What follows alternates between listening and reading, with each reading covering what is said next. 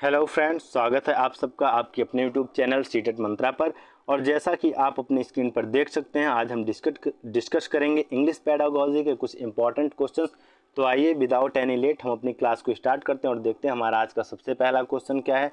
सबसे पहला क्वेश्चन देखिए दिया हुआ है, in the multilingual classroom learners can interact. मतलब बहुभाषी कक्षा में लर्नर्स कैसे इंटरेक्ट कर सकते हैं, कैसे एक दूसरे के साथ संबंध स्थापित करके सीख सकते हैं या कैसे कक्षा में खुद को प्रेजेंट कर सकते हैं। हमारी कक्षा कैसी है, मल्टीलिंगुअल है, बहुभाषिक है। ठीक है, बहुभाषिक का मतलब है कि जहाँ पे अन्य अन्य पृष्ठभूमि के बच्चे हैं और अन्य अन्य भाषाओं से अपने घर से लैस होकर के आए हैं। ठीक, पहला विकल्प देखिए, in the medium of instruction followed by the school in their own language and can be a mix of words from more than one language only in the language prescribed in three language formula in the language with which the teacher is familiar।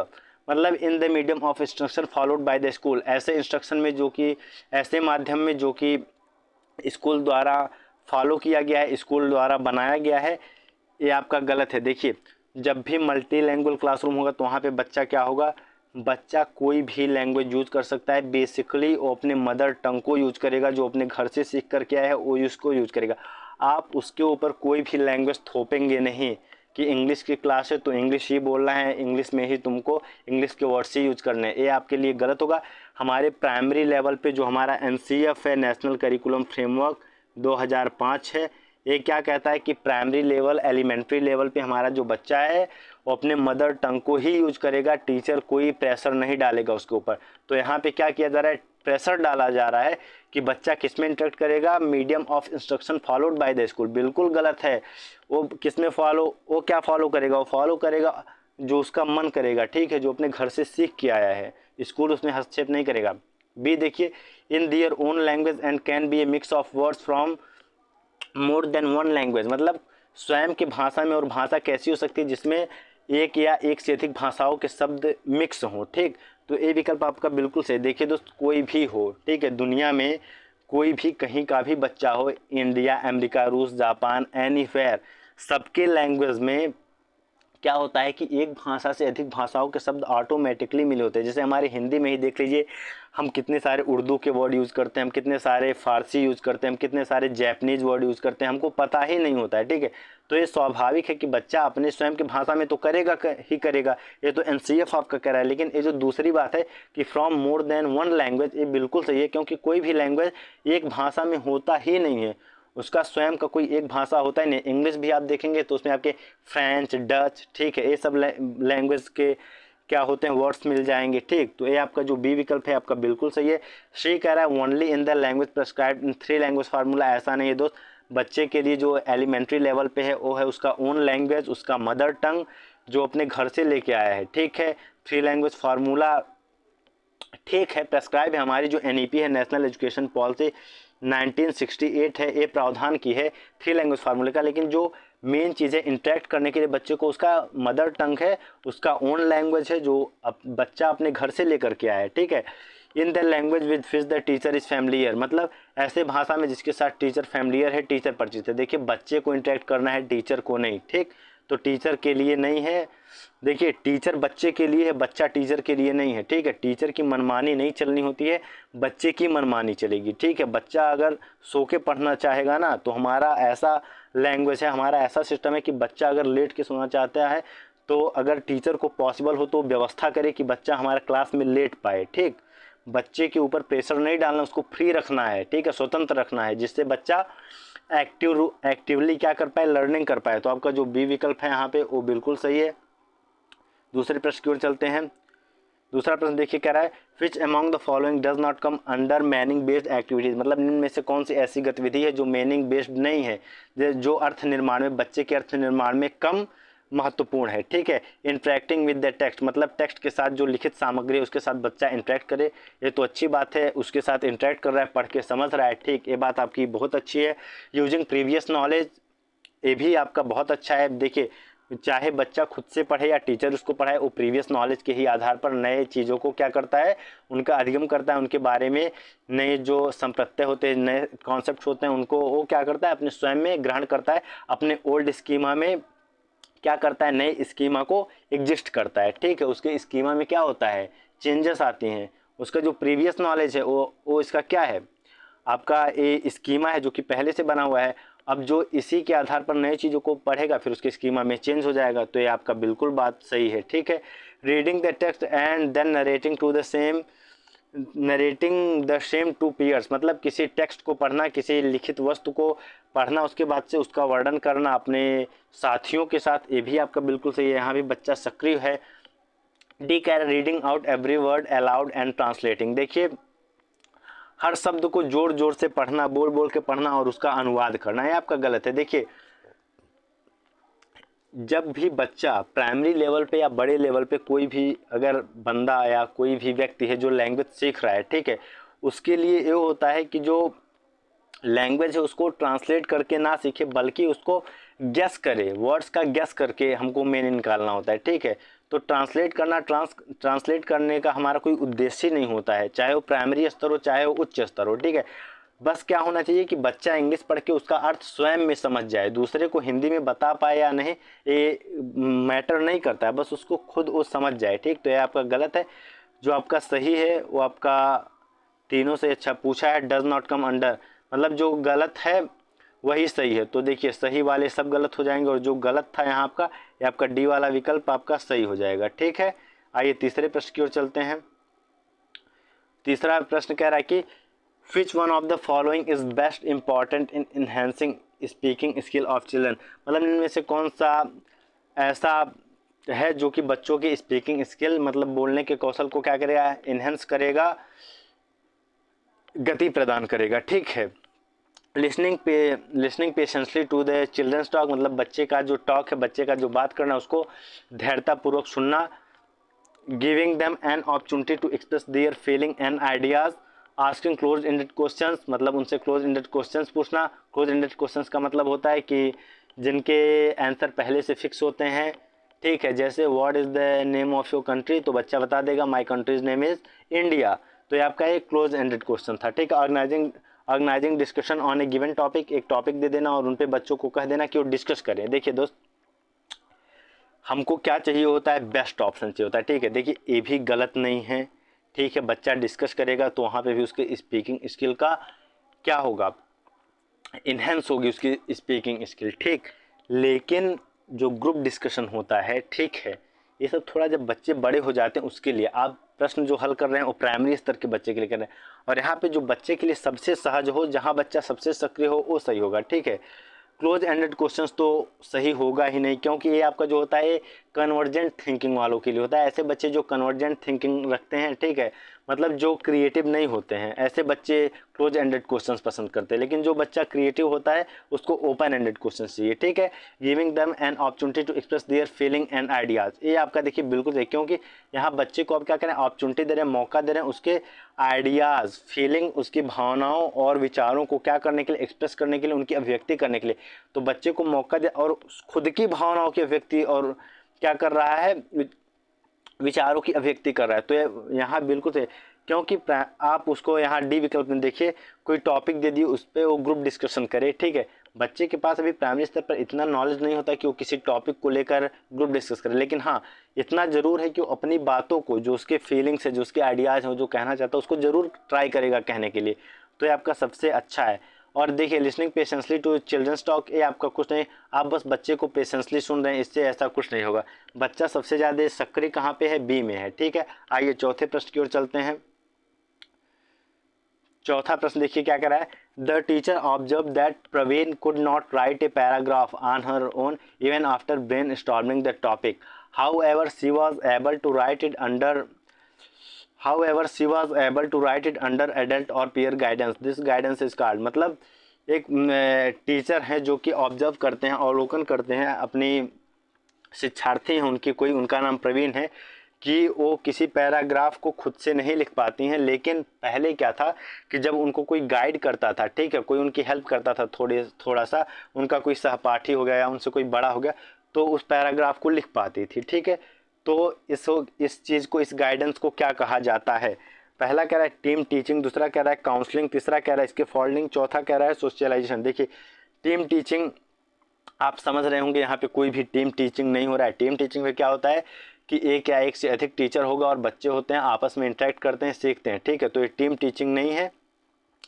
Counselling क्या होता है, counselling में आपका होता है कि बच्चे को कोई मेंटल डिसऑर्डर हो जाए, ठीक है, बच्चे मानसिक रूप से बच्चे को कोई प्रॉब्लम हो जाए, तो वहाँ पे बच्चा क्या करता है, बच्चे को हम साइकोलॉजिस्ट के पास ले जाते हैं जहाँ पे उसका काउंसलिंग कराया जाता है, ठीक है, उसको एक तरह से चिकित्सा प्रदान किया जाता है। तो आपका काउंसलिंग भी नहीं है।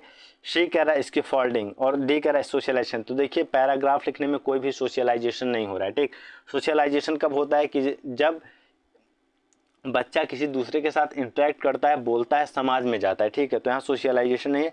यहाँ पे सही क्या है आपका इसकी फोल्डिंग। और इसके फोल्डिंग की बात कौन करते हैं, इसके फोल्डिंग की बात करते हैं वाइगॉत्स्की, ठीक है। इसके फोल्डिंग में क्या होता है कि एक होता है जो बच्चा जहाँ तक सीख सकता है, एक दायरा उस होता है, और एक दायरा होता है जहाँ तक बच्चा पहले से सीख चुका है, ठीक। और एक लास्ट दायरा होता है जहाँ तक बच्चा नहीं पहुँच सकता। तो जहाँ तक बच्चा सीख चुका है वहाँ से जब आगे ले जाना होता है, जहाँ तक बच्चा सीख सकता है, तो वहाँ पे कोई अगर उसका साथी सहपाठी कोई भी अगर उसकी सहायता कर देता है और वो सहायता टेम्परेरी होता है, तो उसी को हम क्या कहते हैं, इसके फोल्डिंग कहते हैं, ठीक है। आइए पाँचवें प्रश्न की तरफ चलते हैं। पांचवा प्रश्न कह रहा है a teacher divides the class in small groups and ask them to discuss and present their views on safe environment. Students are free to plan and present their choice and creativity. The teacher is facilitating them as and when required. Which approach method is followed in the class? मतलब एक शिक्षिका है जो अपने class को क्या करें, small groups में छोटे छोटे ग्रुपों में डिवाइड कर दे रही हैं और उनसे पूछ रही हैं और उनसे डिस्कस करने के लिए कह रही हैं और अपना उनके जो व्यूज हैं, जो उनकी अवधारणाएं हैं, अपने उनके विचारों को व्यक्त करने के लिए किस पे, कि सेव इन्वायरमेंट पर्यावरण बचाओ पर अपने विचारों को क्या करो, व्यक्त करो, ठीक है। और यहाँ पे बच्चे क्या हैं, फ्री हैं अपने विचारों को प्लान करने के लिए, अपने विचारों की अभिव्यक्ति करने के लिए और अपने क्रिएटिविटी को भी व्यक्त करने के लिए, ठीक। और टीचर क्या कर रही हैं, facilitating them as and when required, और बच्चों की सहायता कर रही हैं, उन्हें सहायता प्रदान कर रही हैं जब भी उनको आवश्यकता हो। फैसिलिटेटर का काम कर रहे हैं। तो इस अप्रोच और मेथड को आप क्या कहेंगे, ये पूछा जा रहा है। तो देखिए बच्चा जहाँ पे एक्टिव हो, ठीक, जहाँ पे बच्चा क्रिएटिवली कोई काम कर रहा हो, जहाँ बच्चा खुद से सोच रहा हो, ये सब आपका किसका काम होता है, ये सब आपका काम होता है कंस्ट्रक्टिविज्म का, ठीक है। कंस्ट्रक्टिविज्म कहता है कि बच्चा ऑन ओन खुद से क्या करेगा, नॉलेज को बिल्ड करेगा, एक्टिव रहेगा, एक्टिव लर्नर मानता है कंस्ट्रक्टिविज्म हमारे बच्चे को। और एक कंस्ट्रक्टिविज्म क्या मानता है, कहता है कि बच्चे को फ्री छोड़ो, वो खुद से सीखेगा। और टीचर को क्या कहता है, टीचर को कहता है कि एज ए फैसिलिटेटर काम करो, ठीक है। तो यहाँ पे जो हमारा सही विकल्प है वो है हमारा कंस्ट्रक्टिव अप्रोच। और अगर आपको ये सब कुछ समझ के नहीं आया, लेकिन लास्ट वाली लाइन अगर देखेंगे, the teacher is facilitating them as and when required. देखिए टीचर क्या करे, फैसिलिटेट कर रही है, ठीक है। आपसे सीधे सीधे पूछ लेता है कि जो एनसीएफ है हमारा, जो एनसीएफ है, एनसीएफ 2005 है, वो टीचर को क्या मानता है। तो टीचर को क्या मानता है, टीचर को फैसिलिटेटर मानता है, ठीक है। तो फैसिलिटेटर की और एनसीएफ हमारा किस पर आधारित है, इसका बेस किस पर है, इसका बेस है एनसीएफ का हमारे कंस्ट्रक्टिविज्म का। तो सीधे सीधे पता चल रहा है कि यहाँ पे आपका क्या है, कंस्ट्रक्टिव अप्रोच है, ठीक। तो आपका सी विकल्प यहाँ सही हो जाएगा। ये आपका क्या है, कंस्ट्रक्टिव अप्रोच है। देखिए नेचुरल अप्रोच में क्या होता है कि जो बच्चा होता है, ठीक है, नेचुरल अप्रोच हमारा जनरली समझिए कम शब्दों में कि ये प्रावधान करता है कि जो बच्चा है वो ऑब्जर्व करके जो उसकी सेकंड लैंग्वेज है, ठीक है, लैंग्वेज सेकंड, ठीक, लैंग्वेज सेकंड को भी क्या कर सकता है, एक्वायर कर सकता है, ठीक है। लैंग्वेज सेकंड को भी बच्चा एक्वायर कर सकता है। और इसको जैसे फर्स्ट लैंग्वेज तो एक्वायर होता ही होता है, लेकिन नेचुरल अप्रोच कहता है कि ऑब्जर्व करके, समाज में अवलोकन करके, ऑब्जर्वेशन के द्वारा जो बच्चा है वो सेकंड लैंग्वेज को एक्वायर कर सकता है, ठीक। और नेचुरल अप्रोच आपका दिए थे स्टीफन कैरसन आपका दिए थे, और उनके साथ में थे, उनका सहयोग किए थे ट्रेसी टेरर, ठीक है। तो आपका ये हो गया नेचुरल अप्रोच। और डिडक्टिव अप्रोच आप जान रहे हैं कि इसमें क्या होता है, इसमें आपका क्या बोलते हैं, एग्जाम्पल टू रूल लेके जाते हैं, ठीक है। एग्जाम्पल टू कहाँ जाता है बच्चा, रूल जाता है, नहीं दोस्त, यहाँ पे रूल टू एग्जाम्पल जाता है, ठीक है, माफ़ कीजिएगा। यहाँ पे क्या होता है, डिडक्टिव अप्रोच में क्या होता है कि आपका रूल टू एग्जाम्पल लेके जाते हैं, ठीक है। रूल टू एग्जाम्पल लेके जानते हैं और ये प्राइमरी लेवल पे अच्छा नहीं माना जाता है। ठीक है, पहले रूल बताते हैं फिर एग्जाम्पल। और आपका स्ट्रक्चरल अप्रोच आप जान रहे होंगे कि पहले से इसके नाम में ही छुपा हुआ है कि पहले स्ट्रक्चर समझाया जाता है भाषा का, फिर भाषा सिखाई जाती है। और ये आपका बहुत ही पुराना मेथड है जो कि अब उतना अच्छा नहीं माना जाता है। ठीक है, तो आपका जो कंस्ट्रक्टिव अप्रोच है आपका बिल्कुल सही है। ठीक, तो आइए अगले प्रश्न की ओर चलते हैं, हमारे छठवें प्रश्न की ओर। छठवां प्रश्न देखिए क्या कह रहा है, storytelling and listening to stories play an important role because stories, मतलब स्टोरी टेलिंग, स्टोरी कहानी सुनाना, एंड लिसनिंग और कहानी सुनना एक क्या करता है, इम्पॉर्टेंट रोल प्ले करता है, एक महत्वपूर्ण भूमिका निभाता है। ठीक है, क्योंकि स्टोरीज हमारी क्या करती हैं, देखिए कह रहा है present language as a whole, भाषा को समग्र रूप में प्रेजेंट करती हैं, उनकी उपस्थिति दर्ज करती हैं। Help the teacher to maintain classroom discipline, teacher की सहायता करती हैं किसमें, क्लासरूम के डिसिप्लिन को मेंटेन करने के लिए। Help to teach and learn new and difficult words, सहायता करती हैं क्या, नए और कठिन शब्दों को सिखाने में। Use many structures of grammar and help children to learn them, बहुत सारे ग्रामर के स्ट्रक्चर्स का उपयोग करती हैं और क्या करती हैं, बच्चे की सहायता करती हैं उनको सीखने में। देखिए दोस्त, स्टोरी टेलिंग और लिसनिंग इंपॉर्टेंट रोल प्ले करता है आपका किसमें, present language as a whole. देखिए help the teacher to maintain classroom discipline, मतलब टीचर को इसलिए मेंटेन करता है कि बस क्लासरूम का डिसिप्लिन बना रहे। देखिए एक कोई सही आंसर नहीं है, टीचर के पास और भी कई सारे तरीके हैं क्लासरूम के डिसिप्लिन को मेंटेन करने के लिए। कहानी सुना करके और सुन करके डिसिप्लिन मेंटेन नहीं होता है। Help to teach and learn new and difficult word, देखिए ये तो ठीक है कि नए शब्द बच्चे सीखते हैं, लेकिन डिफ़िकल्ट वर्ड ये आपका गलत है। प्राइमरी स्तर के लिए डिफ़िकल्ट वर्ड नहीं होता है। पाठ्य पुस्तक में, बुक्स में ऐसे शब्दों का यूज होता है जो कि बच्चा पहले से फैमिलियर उनके साथ नॉर्मल शब्दों का यूज होता है। ठीक है, बहुत सारे नए शब्द नहीं होते हैं। ठीक है, ऐसे शब्द होते हैं कि जो बच्चे के जीवन से जुड़े हुए हों, जिनको बच्चा सामान्य तौर पर जिनको जानता हो, कठिन शब्द वहाँ नहीं होते हैं।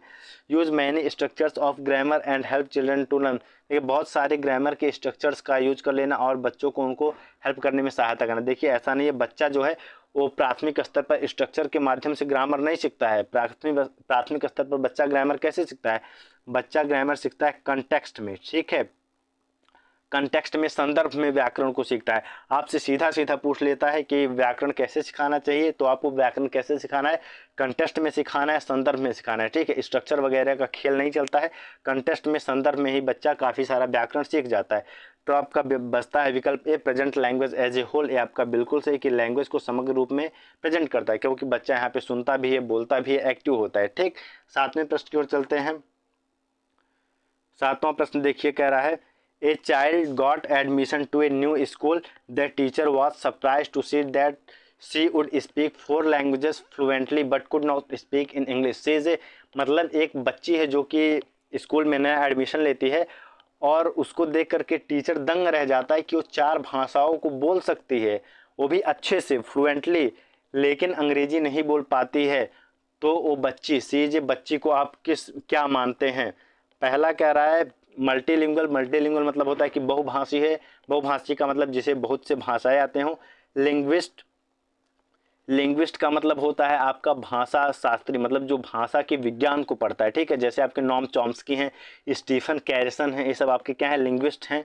ठीक, मोनोलिंगुअल, मोनोलिंगुअल का मतलब आपका होता है कि जो एक भाषा को जानने वाला हो। बाइलिंगुअल, बाइलिंगुअल का मतलब होता है जो 2 भाषा को जानने वाला हो।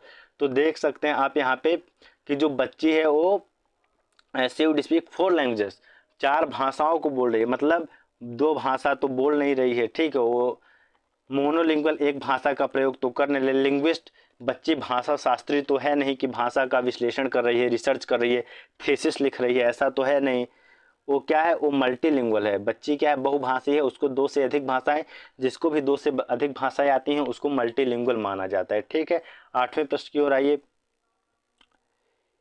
8वां प्रश्न देखिए, a student of class 5 while reading a chapter finds some difficult and unfamiliar words and is not able to get the meaning of those words those words he should, मतलब एक बच्चा है जो कि कक्षा 5 में, कक्षा 5 का है, वो एक चैप्टर को पढ़ते समय कुछ कठिन और अनफैमिलियर शब्दों को पाता है, ठीक है। कठिन, difficult and unfamiliar, unfamiliar words, ऐसे वर्ड्स जो जिससे वो फैमिलियर नहीं है, जिससे वो जिनको पहले नहीं देखा है, ठीक है।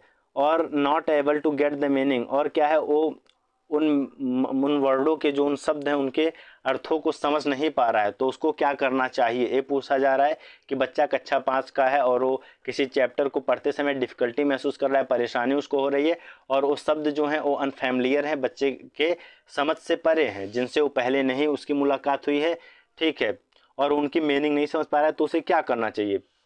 ये विकल्प कह रहा है guess the meaning in content, context होगा, यहाँ कंटेंट गलत है, ठीक है, यहाँ कंटेक्स्ट होना चाहिए, ठीक है, कंटेक्स्ट होना चाहिए, ये मिस टाइपिंग हो गया है। आस्क हिज क्लासमेट, मतलब guess the meaning in context, मतलब संदर्भ में उसके अर्थ को समझ लेना, ठीक है, गेस कर लेना, अनुमान लगा लेना। Ask his classmate every time to help, ठीक है, ask his classmate every time to, मतलब जो उसके सहपाठी हैं उनसे क्या करना, हमेशा सहायता मांगना कि मुझे इसका अर्थ बता दो। सी कह रहा है आस्क द टीचर, टीचर से जाकर के पूछे बच्चा उन मीनिंगों का अर्थ। डी कह रहा है इग्नोर और skip the word and keep reading, मतलब वो जो वर्ड डिफिकल्ट वाले हैं उनको इग्नोर कर दे, ठीक है, मतलब उनको नकार दे, एक तरह से छोड़ दे, छोड़ करके आगे पढ़े। तो देखिए आप समझ सकते हैं कि इग्नोर और skip the word and keep reading आपका बिल्कुल गलत है।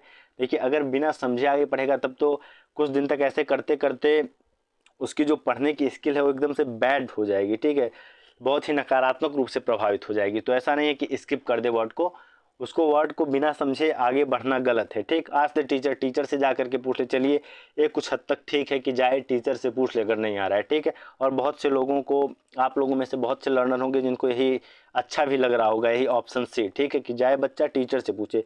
बी कह रहा है ask his classmate every time to help, ऐसा नहीं कि हमेशा अपने क्लासमेट से पूछे, ठीक है। अब हमारा बचा क्या है, ए और सी। देखिए आपका जो सी है ये गलत है, और क्यों गलत है अभी इसको समझिए। ये हमारा सही है कि guess the meaning in contest, कक्षा 5 का बच्चा है तो कुछ हद तक तो भाषा समझता ही होगा। जैसे आपने कोई वर्ड लिखा, ठीक है, इसको समझिए, you should sleep at night, you should sleep at night. अब देखिए मान लीजिए कोई बच्चा है या आप ही हैं, खुद के ऊपर अप्लाई करके देखिए, आपको इन सब का मीनिंग पता है, ठीक है, और एक चीज़ का मीनिंग नहीं पता है, नाइट का, ठीक है, नाइट वर्ड का मीनिंग आपको नहीं आता है। और मान लीजिए यही कोई है जो बच्चा इसी को पढ़ रहा है, ठीक, तो देखिए यू का मतलब उसको पता है, शुड का मतलब पता है, स्लीप का मतलब पता है, एट का मतलब पता है। तो यू शुड स्लीप मतलब तुम्हें सोना चाहिए, एट कब। अब इसमें सिंपल सा गेस करेंगे तो भी समझ जाएंगे कि रात में ही सोने की बात की जाती है, दिन में तो सोने की बात कोई करेगा नहीं, ये तो स्वाभाविक है नहीं, ये तो अच्छी बात है नहीं। तो ऐसे ही बच्चा क्या करे, गेस कर ले कंटेक्स्ट में, उसके संदर्भ में, ठीक है। तो जो भी इंग्लिश के लर्नर होते हैं, इंग्लिश पढ़ने वाले होते हैं, जिनकी भी इंग्लिश अच्छी होती है, वो लोग क्या करते हैं, वर्ड को गेस करके उसके मीनिंग को कंटेक्स्ट में समझ जाते हैं, ठीक है। तो आपका ए जो है ये आपका बिल्कुल सही है, ठीक है। ये एक आध वर्ड ना आने से, पूरे वाक्य को पढ़ लेने से उस वर्ड का भी मीनिंग गेस हो जाता है, ठीक है, कि कुछ कोई पॉजिटिव मीनिंग होगा, कोई नेगेटिव मीनिंग होगा, ठीक। तो आपका जो ए विकल्प है वो बिल्कुल सही। आइए 9वें प्रश्न की ओर चलते हैं। 9वां कह रहा है as per Noam Chomsky's theory the role of language acquisition device LAD help children to. देखिए नॉम चॉम्स्की जो आपके क्या हैं, अभी पहले भी बताया कि लिंग्विस्ट हैं, और अभी ये जिंदा हैं, ठीक है, अभी ये मरे नहीं हैं, ये अमेरिकन लिंग्विस्ट हैं, ये जिंदा हैं। यूट्यूब पे आप जाएंगे, इनको आप देख सकते हैं, सुन सकते हैं इनको। अभी ये 94 ईयर्स ओल्ड हैं, ठीक है, अभी ये 94 ईयर्स के हैं। और इनके बारे में क्या पूछा है कि as per Noam Chomsky's theory the role of language acquisition device LAD help children to. देखिए imitate the language spoken by adults, मतलब उन भाषाओं का अनुकरण कर लेना जो एडल्टों द्वारा, जो वयस्कों द्वारा बोला जाता है। Learn second language easily, second language मतलब जो द्वितीय भाषा है उसको आसानी से सीख लेना। Communicate actively in second language, दूसरी भाषा में स्वतंत्र रूप से, सक्रिय रूप से क्या करना, कम्युनिकेट करना, मतलब आपका एक दूसरे के साथ बातचीत कर पाना, ठीक है। देखिए LAD का जो मेन रोल होता है वो क्या होता है, वो जनरेट करता है ग्रामर रूल्स, ठीक है। एलईडी का जो मेन रोल है वो क्या करता है, जनरेट करता है ग्रामर रूल्स। और एक कब सबसे ज़्यादा एक्टिव होता है, 0 to 6 ईयर्स अर्ली चाइल्डहुड। ठीक है, ये भी पूछ लेता है कि sensitive period for language acquisition और लैंग्वेज डेवलपमेंट, तो 0 to 6 ईयर्स अर्ली चाइल्डहुड। ठीक है, सेंसिटिव पीरियड होता है। और एलईडी के लिए भी यही क्या होता है, लैंग्वेज एक्विजिशन डिवाइस के लिए भी क्या होता है, यही सेंसिटिव पीरियड होता है, 0 to 6 ईयर्स आपका अर्ली चाइल्डहुड। और जो एलईडी है वो किस में हेल्प करता है, जनरेट ग्रामर रूल्स। ठीक है, बच्चे क्या हैं, चॉम्स्की मानते हैं कि बच्चे यूनिवर्सली, मतलब पूरे यूनिवर्स के बच्चे, ठीक है, मतलब एक बच्चे के लिए नहीं, सबके लिए सार्वभौमिक रूप से बच्चे क्या करते हैं, जनरेट कर लेते हैं खुद से ग्रामर रूल्स को एलईडी के सहायता से। और ये जो आपका एलईडी एक ऐसा है, यह है आपका हाइपोथेटिकल। ठीक है, आपका हाइपोथेटिकल है, रियल नहीं है। मतलब ये आपके ब्रेन के लेफ्ट हेमिस्फीयर में, ब्रेन का 2 स्फीयर होता है, ये जो लेफ्ट वाला है यहाँ पे इसको चॉम्स्की मानते हैं, लेकिन ये क्या है, हाइपोथेटिकल है, परिकल्पित है, ब्रेन में होता नहीं है, बस इसको मान लिया जाता है। ठीक है, इसको मान करके उन्होंने अपने थियरी को दिया है। ठीक, तो आपसे ये भी क्वेश्चन अभी तक पूछा नहीं गया, लेकिन पूछ सकता है कि एलईडी जो है हाइपोथेटिकली होता है या फिर बायोलॉजिकली ब्रेन में प्रेजेंट होता है। तो ये बायोलॉजिकली नहीं होता है, हाइपोथेटिकली होता है। ठीक है, और जो चॉम्स्की की थियरी है ये भी अभी तक देखिए दोस्त क्वेश्चन आया नहीं है। ठीक है, लेकिन ये भी बायोलॉजी से ही रिलेट करके इन्होंने थियरी दिया है। ठीक, जब हम चॉम्स्की को पढ़ेंगे तब हम वहाँ पे कई ऐसी सारी चीज़ें जाएंगे जो ना अब तक यूट्यूब पे पढ़ाई गई, ना किसी ने बताई। लेकिन जब एग्ज़ाम में क्वेश्चन आ जाता है तब उसी समय सारे यूट्यूबर, सारे टीचर्स क्या करते हैं, पढ़ाना स्टार्ट करते हैं। तो ऐसा नहीं करता है, हमको एक स्टेप आगे रहना है, सबसे एक स्टेप आगे रहेंगे तभी हम कुछ अच्छा कर पाएंगे। ठीक है, तो चॉम्स्की को वहाँ डिटेल में क्या करेंगे, हम डिस्कस करेंगे। यहाँ पे जो आपका एलईडी का मेन रोल है वो क्या है, जनरेट ग्रामर रूल्स। ठीक है, और आपका इसका जो इनिशियल डेवलपमेंट होता है, जो सबसे रैपिड डेवलपमेंट होता है आपके लैंग्वेज का, वो 0 to 6 ईयर्स अर्ली चाइल्डहुड में होता है। और इसी को क्या मानते हैं, sensitive period for language development भी मान लिया जाता है। ठीक है, और ये आपका एलईडी क्या है, ये हाइपोथेटिकल है, रियल नहीं है, बायोलॉजिकली नहीं है। हालांकि इन्होंने अपनी थ्योरी को बायोलॉजी को मिला के दिया हुआ है, लेकिन ये जो एलईडी है क्या है, हाइपोथेटिकल है। ठीक, हम आएंगे अपने 10वें प्रश्न की ओर। 10वां प्रश्न देखिए, which of the following is not a form of literature, मतलब निम्न में से कौन सा साहित्य का रूप नहीं है, कौन सा एक ऐसा है जिसको आप साहित्य के फॉर्म के रूप में नहीं देखते हैं। देखिए, तो ये क्या कह रहा है कि मेमोर कह रहा है, ट्रेवलॉग कह रहा है, वन एक्ट प्ले कह रहा है, डिक्शनरी कह रहा है। देखिए दोस्त, मेमोर आपका होता है आपका लिटरेचर का फॉर्म। ए बेसिकली एक तरह से मेमोर को आप समझ सकते हैं कि ये जो आपकी बायोग्राफी होती है, बायोग्राफी की तरह ये भी होता है कि जो आप राइटर खुद के द्वारा लिखता है। ठीक है, ये भी एक तरह से काइंड ऑफ बायोग्राफी है। ठीक, ट्रेवलॉग में क्या होता है कि जैसे जो राइटर है वो कोई ट्रैवल किया है तो अपने उस ट्रैवल का क्या कर देता है, उस ट्रैवल को लिख डालता है। ठीक है, जैसे आप हिस्ट्री वगैरह में बहुत सारे पढ़े होंगे, हिंग सांग का पढ़े होंगे और लोगों का पढ़े होंगे कि उन्होंने आई तो नई नई भारत के ऊपर किसी ने किताब लिख दी, किसी ने इंडिका लिख दी। तो ये सब क्या है, इंडिका भी आपकी ट्रेवलॉग ही है। ठीक, तो अभी ये भी आपका क्या है, फॉर्म ऑफ लिटरेचर है। ठीक है, एक लिटरेचर का रूप है। वन एक्ट प्ले ये भी ड्रामा होता है। ठीक है, जिसमें वन एक्ट प्ले का मतलब होता है आपका शॉर्ट ड्रामा होता है। एक तरह से समझ सकते हैं कि मेन वो प्ले नहीं होता है बड़ा वाला जो लॉन्ग टाइम तक चलता है, शॉर्ट टाइम का प्ले होता है। ये भी आपका लिटरेचर का फॉर्म होता है।